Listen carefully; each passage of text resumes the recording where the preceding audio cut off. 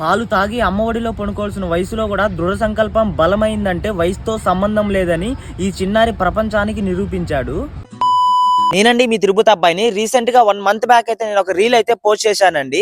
దక్షిత్ అనే 3 సంవత్సరాల ఒక చిన్న బాలుడు అతి చిన్న వయసులోనే స్కేటింగ్ లో వరల్డ్ రికార్డు కొట్టడానికి అయితే ట్రై చేస్తున్నాడని. సుమారుగా ఆ వీడియోని 5 లక్షల మంది అయితే చూసారండి. ఆ వీడియోకి 500 పైగా అయితే కామెంట్స్ కూడా వచ్చాయి.